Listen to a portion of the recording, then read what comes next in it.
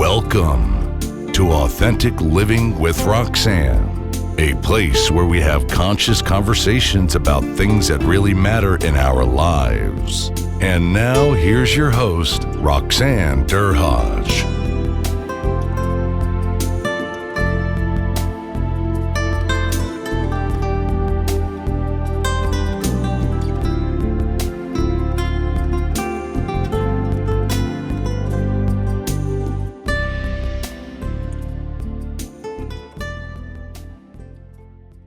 So, Angela, let's just kind of jump into this whole concept of that athletes are created. You know, I'm going to assume, and the Mariah is how old now? 28. 28 years old. And when did you kind of first see? Now, I know with your background, you were an athlete growing up, and you went to things like OFSA, which is the Ontario kind of regionals for running. So I'm going to say that was in her blood to begin with. Yes. So at some point, she started to demonstrate a skill. So when was that she started to kind of show the ability to run or even had, show that she wanted to be an athlete at this level? We tried many different sports with Mariah, but nothing seemed to fit for her personality, her style. So we would always do a little running ourselves as a family, and she always participated in that. And there was when she was at Notre Dame de la Jeunesse, which was a grade school in the area. So you're saying that she showed acumen not until she was about 14 years old? Actually, younger than that, around 12. Around 12, okay. Around 12 years old. Okay, so you'd go on your little family runs. I remember when we would go walking, or you'd say she would go on her rollerblades, she would give up and you would keep running. Yes. And that was probably when she was a little bit younger. Yes. Okay. Yes. So you're saying that she started to demonstrate something that said there was more. Well, she always wanted to be good at something, and she would always talk, what do I need to do? What do I need to do to be the best at this? So running was something that I said, you have some natural talent in running. Why don't you think about pursuing that? So at 12, she competed at the Notre Dame de la Jeunesse against all of the children there, all grades, 7 and 8, and she actually won the cross-country meet. So that was enough to instill the confidence she needed and to allow her to feel that, yeah, this is something I can do.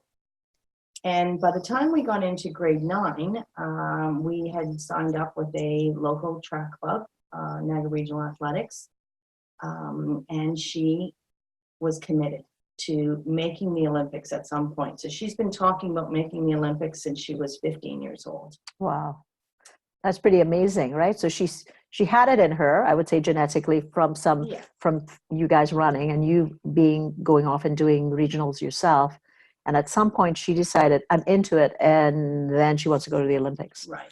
Was there ever talk about that when you were growing up and you were running? Absolutely. Wow. I was third in all of Canada for the 8 and 1500 meter. And there was talk, I was in grade 9 at the time, and there was talk of me, going off for the summers and competing at a higher level internationally in the US and throughout Canada. And my parents weren't quite sure if that was a good idea for me. And at 15 or 14, the age I wasn't really able to make that decision either. Wow. So I don't regret not pursuing it, but in my cards, it just didn't play out. But I had the talent. I had coaches and schools looking at me also in grade 9 and 10 about going away to compete. So yeah, there was some, genetics that she gained, but I think what she had that most athletes at this level display is she had that innate ability to commit and do whatever it took to make it. And she believed that she could do it. Let's talk about that innate ability, right? So what does that look like? Like, she starts running. Obviously, she's talented. She's slender. She's longer. She's got the right kind of physique. So when you say innate ability to kind of commit, what does that look like? It's never giving up. Like, there's lots of setbacks. And in a sport like the 1500 meter, which is what she is specializing in now, it's only you can look at when you fail or when you have setbacks. There's no one else. In a team, you have the whole team behind you. In running or track and field, it's only you. Mm. So she just demonstrated the ability, what do I need to do? Tell me what I need to do and I will do it. And she did. Everything that she was told, she did. She left nothing to chance. And she slowly started to succeed. The other thing I think she displayed was the belief that she could overtake her opponents. So she'd look at someone like that was way better than her and say, next year I'm going to get her.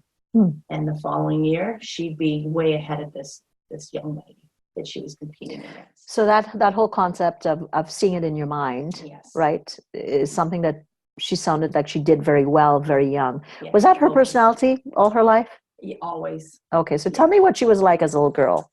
Well, whatever she set her mind to, she would do. She would just ask, what do I need to do to accomplish this? How will this be if I get to this level?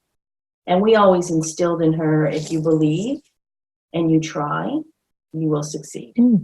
Right? So I think that's something that's important, and innately believing that, because sometimes you can say that to children, they don't believe it. She really did believe that if she put in the hard work and she did everything she was supposed to, that she would succeed. So let's talk about some of these traits you're referring to. That there's certain, like you said, athletes are created, they're not born. And that said, I'm going to say she had to have certain genetics, like we said, she may have gained from you. She obviously had the right environment that said, hey,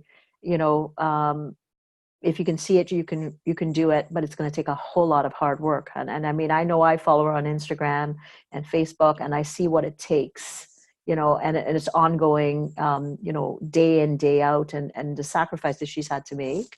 But so what are some of the qualities that you said these athletes or people like Mariah have? Well, I think they have to have confidence, and the confidence comes from their success. From that, they have to have a strong sense of motivation. There are times where she puts way more effort in than what she gets back out of it, meaning that her workouts translate into a certain performance, and then it doesn't it sometimes doesn't show when it should on the track. So dealing with that setback and having to analyze and look at where you can do things differently. I think being able to receive criticism or being coachable. You can never get to a level where you're not coachable. You always need to be able to improve. I think the other thing is having that inner desire to succeed, and she's demonstrated that most of her life. She's never going to be a failure. She was never going to fail. Anything she ever put her mind to, she was successful at. Another example is academically. We put her in an all-French school from junior kindergarten to grade 8. She ended up being fluent in French. She was the valedictorian of that school. So, all the challenges that we presented to her, she overcame with some setbacks and, of course, some, difficult, trying times, but believed in what she was trying to accomplish. I think they have to be a natural goal setter, and she was always very good at that. In fact, I still have her 4-year plan when she was 15 to get to the Olympics and what she had to do, and every step of the way and the things that she had to tick off. Wow. Did she have like a journal or a log? She does journaling, and she also had a poster above her bed where she laid out the time frame. With all the steps? All the steps. Wow. Yeah. So it's so funny because obviously, RJ golfs, that's also something that he does. Yes. And, I would see on his desk at night, he would talk about what he did that day and what he was going to try to achieve that day. So it's interesting because that was not something that I ever taught him or he was really exposed to at a young age. Right. And I think that's something that you see in these elite athletes. Self-discipline is another one. That she's had to make many decisions and be disciplined when everyone else in her age group were out, drinking and partying. She would go along but come home early because she knew she had a long run the next day, or she had, a race that she was competing at. Optimism is another one. I think to be optimistic and believe that you can make that world stage and what that performance translates to. There's no self-doubt, right? You have to believe and move forward. We talked about the natural leadership, and I think she demonstrated that most of her young life and into her adult life. I see it how she speaks to her teammates, how she is at events. When she does do interviews, she talks about that leadership, ability and leading others. Resilience, I think, is another one. And I think all elite athletes have this sense of resilience, and the ability to work through that. So let's talk a little bit, resilience. We talk a lot, and obviously, my brand is completely about resilience and getting back up when you get knocked down, and how you're going to make sense of it. Now, as a parent, I'm going to think you played two roles. I think you probably helped her with the mindset stuff ongoing, but you also were a mom, and obviously, dad was there too. And so, how do you kind of differentiate those roles? It was easier as she was younger because she needed more of that parenting mother figure, plus the believing, the rah-rah, the cheerleader in the background. As she's been in her adult life, it's been much more difficult. She doesn't need me as a mother anymore. She needs me more as a mom that asks about how she's doing personally, not how she's doing with her races or how she's performing. So I've taken a conscious approach to this, and I try not to follow all of her races. I look them up after. I don't talk about them with her until she's ready to talk about them. If I do watch a race via video, I'll wait till she calls me to talk about it versus calling her up saying, "Oh, well, I saw your race. You look so great." I try not to give much technical feedback. I stick more with what I see as a mom and how proud I am of her and all of that. She'll often get into those discussions, the technical piece, and she'll, sound things off, and I listen. I think listening is really important, especially with an adult elite runner. She knows exactly what she needs to do, and sometimes she just needs some reassurance. So it's really kind of taking the perspective as being mom first as she's become an adult versus maybe when she was younger. You probably were teaching her a lot more about nutrition, maybe a bit about mindset. I mean, obviously with her training camps like that I see all the time, she's got the coaches, she's got, her eating, obviously, she's ripped to the point where, it's just phenomenal to watch the level of commitment it takes with nutrition and all those things, right? And she's constantly training. So really being unconditional with her as a mom, you're saying is one of the best qualities that she needs at this point to help her kind of get to where she's going. Right. Yeah. She doesn't need me to be telling her what to do. She already knows what she needs to do. Sometimes she needs some reassurance that she's on the right track, or she might ask me something about nutrition and what she might be able to clean up, and then I'll give some feedback on that. But you're right. She's supported by a lot of experts. Sometimes she just needs to just be listened to. So let's talk a little bit. Now, when she went from obviously winning, you said that first championship. So she's been at level after level, and she's to have gotten where she's gotten. So tell everyone kind of where she's at now, and in reference to where she's trying to get to in the next little while. So right now she is on track for 2020, and she is very close, I would say. There's a third spot open. Top 3 athletes in Canada go to the Olympics. She is competing for third spot right now, and the difference between the 3 other girls that are there is a tenth of a second each. Wow. So it's all reachable. She still has to run the standard, which is for 4:06.5 for the 1500 meter. Her best performance is 4:09 low. So it seems like a lot, but I think under the right circumstances, she's right there. This year she placed 3rd in Canada, and she was on the podium and received a medal. And I think that was another good place for her to be, to boost her confidence as to where she should be this year. So this is a big year for her. The Olympics is in July of 2020. It's in Tokyo, and everything goes on the track today, as of today and this year. She's got nothing to lose, everything to gain, and all of her hard work is going to transpire into a place on the Canadian team. Wow. That's amazing. The sheer amount of tenacity that it takes, even when things went wrong. So let's talk a little bit about that. For anybody that obviously has a goal, like you talked a lot about um, seeing that goal well ahead of time. And I know with you, with a lot of the things that you've done, not just with Angela, with Mariah, but just with other people in your different environments, in health and wellness and those types of things, you're constantly coaching people to maximize. So I'm going to assume some people on the line that are listening to us are parents that are trying to coach their kids if they see aptitude at times in HR, which is your background, and disability management. You're trying to support people to do their best. So what kind of things do you find from an HR perspective, if we could talk a little bit about that, shifting a bit from sports, which is really no different, to be able to support people when they do have goals, but maybe they're not so good as Mariah, which she just kind of locks it up, seals it down, and it's done. But the everyday person that has goals, we all struggle with goals, first of all, I would say. I think the most important, again, is instilling that confidence, right? Believing that they can achieve that goal and breaking that goal down to help them with the little steps. To say to someone, you need to eat right in order to lose weight, that's easier said than done. So you need to break it down. What is eating right? Mm-hmm. What do they know about eating right? What do they think is eating right? Mm-hmm.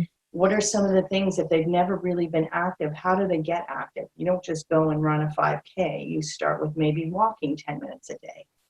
Maybe you start with just walking on your lunch, taking the stairs. So we break down the goals. And I found that most successful when I had a program at the Niagara Falls View Casino and Casino Niagara, where we took 700 participants over a 1-year period. And they were all in, on the line of having 4 chronic illnesses, and needed to make some major changes. And we sort of most of them competed and turned it all around with a translation of about a 25% reduction in our benefit costs. Wow. And that was over a short period of time, like 3-month stints. And I think we had four programs. So in that short period of time, but what we found was not only did you have to motivate them, make it fun, you had to educate them, and then you had to show them how to sustain it. Mm-hmm. So I think that sort of all goes a long way when you're dealing with, whether you're talking about an elite athlete or a potential elite athlete that's your child, or, an individual that's just trying to improve their overall health and wellness. Breaking it down, we would say small, salient, doable, and time limited, right? Right. Because all of us, will make these, the New Year's resolution goals, and people go, oh yeah, 2 weeks out, every gym's, signed up and everybody's gotten those things, and then before you know it, about week 3 or 4 of January, everybody's kind of dropped off. So goals, really achievement of goals, whether it's at an, like you said, an elite level, like Mariah, or whether you're coaching someone, at work, you're really trying to understand the person's why. Right. So Mariah's why was what? Her why was she just felt this need to be successful at something. This sense of belonging, needed to belong to something. Her brother was a natural athlete, also did well in hockey, did well in baseball, could play soccer, and she did those sports as well, but didn't find that real love for that sport. When she found running, she found a real love for that sport. Wow. And to this day, I've asked her many times, do you ever lose the passion? And she says, no. On my worst days, where I haven't felt like I've performed, I still enjoy the freedom of what running gives me. And that's the clear mindset, going out there and doing it. So in all these years, which has been now, we're talking 14, 15 years? 12 years. Wow. Right? 12 to like heavy competitive training for 12 years. She has not once lost her focus for it. And I think that's the other thing that elite athletes have, is this focus and this ability to see the end and to keep motivated while you're going through your setbacks, which is your resilience, and being able to pick yourself up and go after it again. So I just want to talk a little bit more on the HR end, because, when you think about leadership, right, and you think about change in environments, and you've been in multiple environments now, on the HR end, and sometimes organizations make changes, right? And and they may not get people with that same level of motivation that we were talking about here today. So what kind of guidance would you give HR, right? It's like, hey, they've been told about it, the change is coming. And some people kind of, they get in the fast lane and they kind of make the change, and other people kind of chug along. And then you have the people that saying, I'm not getting off the sidewalk. No hell am I doing it. From an HR coaching perspective, for leaders that might be listening, or HR people, what kind of things have you found that were successful in your roles to use the kind of motivation that we know Mariah has to kind of motivate that employee base around change? I think you have to find what's in it for them. Yeah. And I think you have to break it down. So, if we take the Niagara Casinos and that health and wellness program, the staff, the employees were asking for wellness programs. They wanted fitness memberships.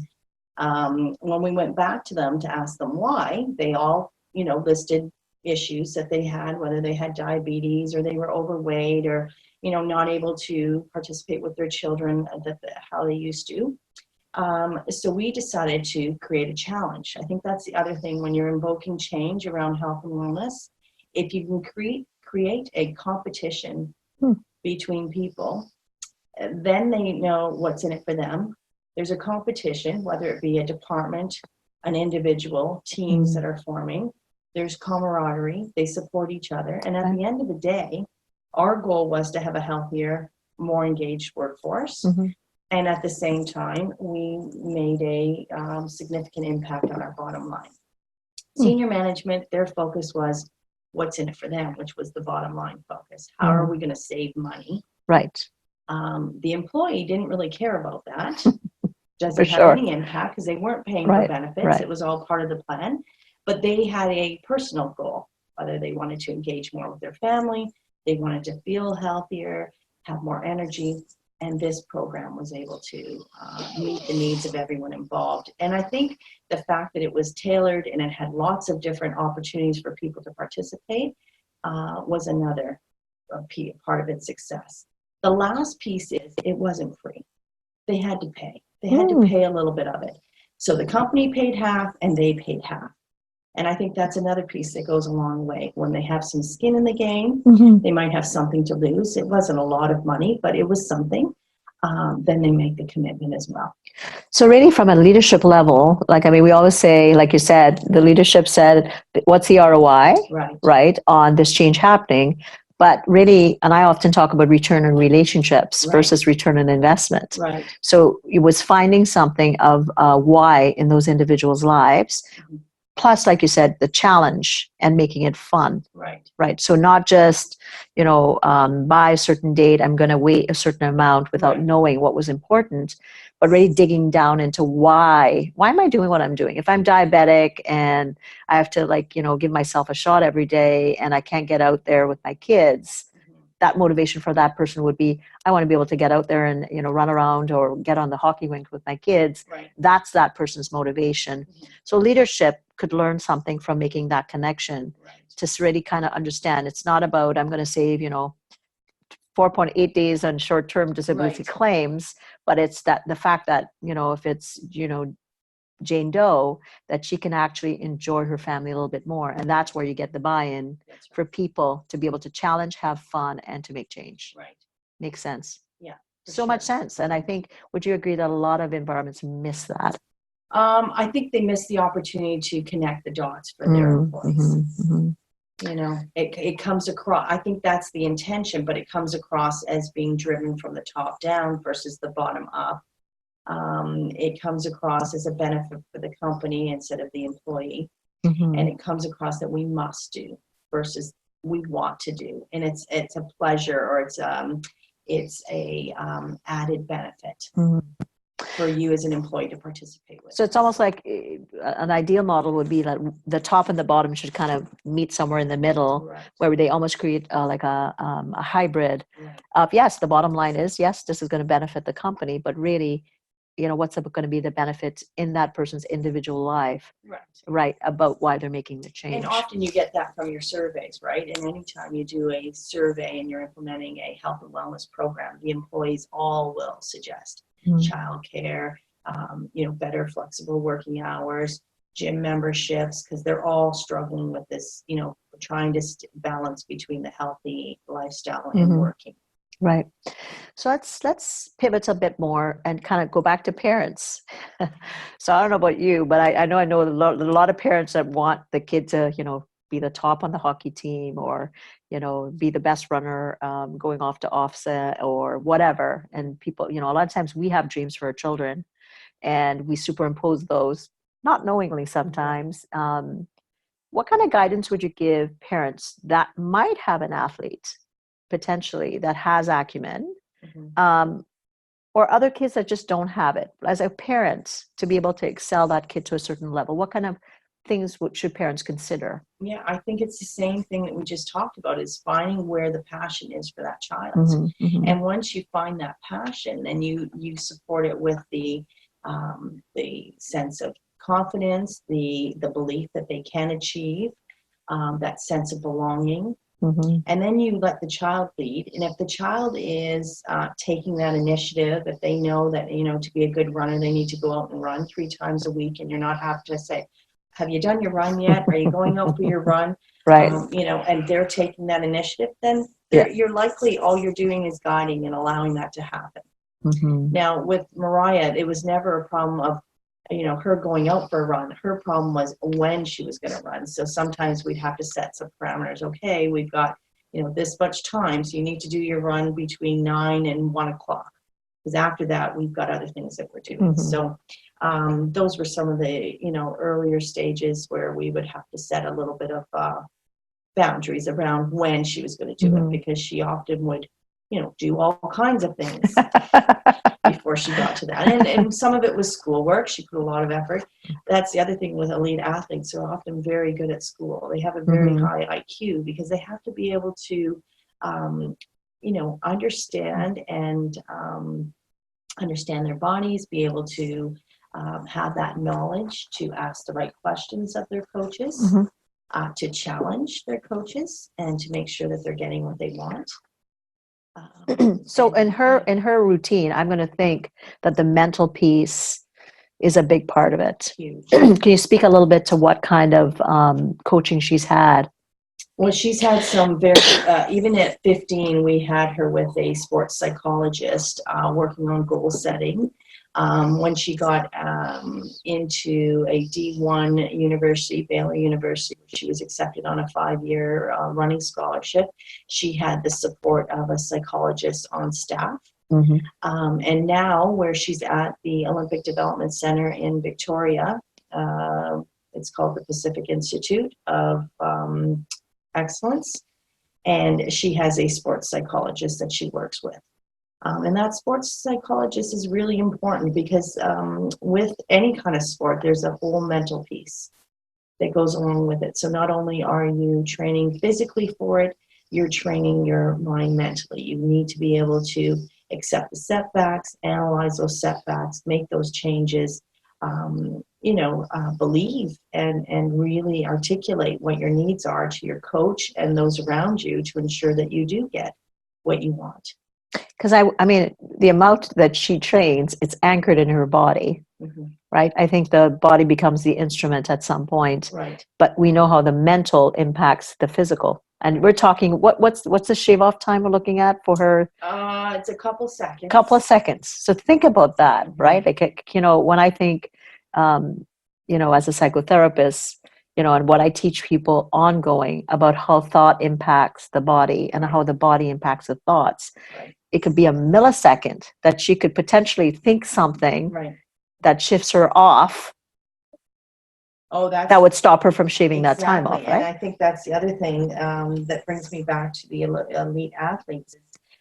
They have to remain focused, and they have to be focused in the moment, regardless of what's going on the morning of, the day before, what they may be anticipating in their mind that's going to go on. She often speaks that in a race, she needs to be in that moment to hear the movements of the other women around her so that she can, anticipate the move when she needs to make. So they hear the movement during the race. Yeah. Wow. That's how focused. So that's not the crowd applauding, not, me yelling in the stands, cheering her on. She has none of that, but she's in the moment. And when she's in the moment, you can see it in her race performance. Wow. So completely right in the present, which is always what we talk about in psychotherapy, right?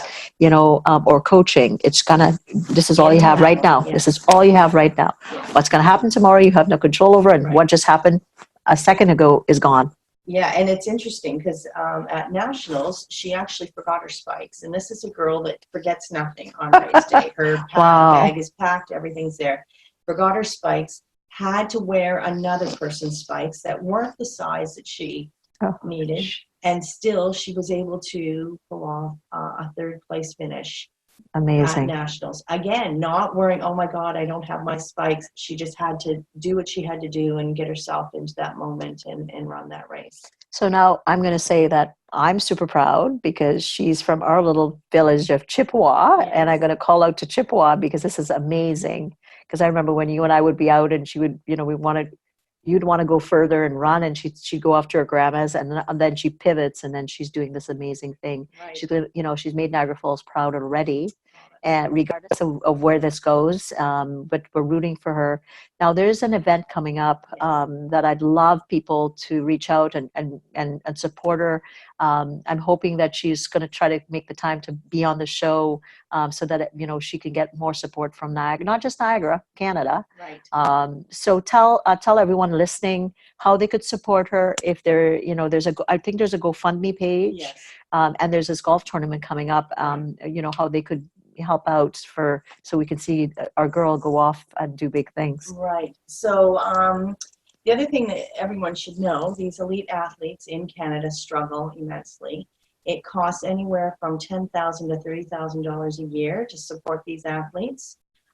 Canada does the best that they can, but their parameters around sport is not as lucrative as the U.S. The U.S. tends to have a lot of private sponsors, corporations. In Canada, unless you're already a medalist at the Olympics, is the only time that your funding is completely covered. So we are raising funds as a family, for Mariah's last year, and we're hosting a golf tournament on October 6th at Willowdale Golf Course. It's a 12:30 shotgun start. It's $100 for each player if they register before October 1st. And thereafter, up to the event from October 2nd to the 6th, it's $120. There'll be a dinner after that will be open to people to attend, which will be $40 a person.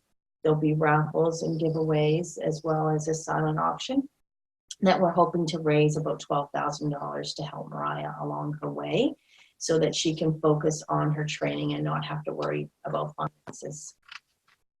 She also has a GoFundMe page, which people have been reaching out asking how they can support, and that's on Facebook right now. And all the monies that are raised through that will help to get her to where she needs to be. Awesome. So what I will do is I'll include both links. So so for the GoFundMe and also Kelly for the to golf. Tokyo is the What is it? Kelly to Tokyo at gmail.com is the tagline that we've come up with for the Eye on the Prize golf tournament. Awesome. Well, Ange, this has been amazing. Thank you, Roxanne. Thank you for sharing and allowing me to have this opportunity to speak to everyone. And I'm sure everybody listening has gained a lot. But so I just want to kind of encapsulate what I heard about what it is to raise an elite athlete. It's nurturing, it's confidence, and it's allowing that elite athlete to connect with what they see mentally already. So you can create anything in your mind first, and then everything else turns into place. For HR leaders and just leadership, again, you talked about fun, buy-in, and hooking the ROI into, I'm going to say the ROR, which is a return on relationship.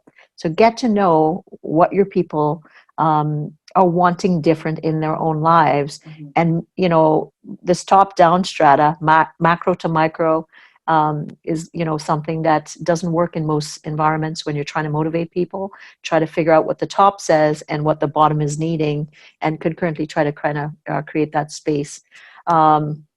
And for anyone needing to get a hold of Angela, we'll make sure that there is an email if you're looking at potentially reaching out, talking as a parent that maybe wants to learn a little bit more, and also maybe potentially coaching. So, and for myself, if you're needing any further information on me, you know that I'm a mental health and wellness expert, a keynote speaker, and a coach, and you can reach me at roxannedurhage.com. Okay, Ange, we'll talk to you soon. Thank you. Thanks for tuning in to Authentic Living with Roxanne, creating the space for positive, healthy change. Roxanne is a keynote speaker, psychotherapist, and coach. To work with Roxanne, visit roxannedurhage.com/blueprint. We'll see you next time on Authentic Living with Roxanne.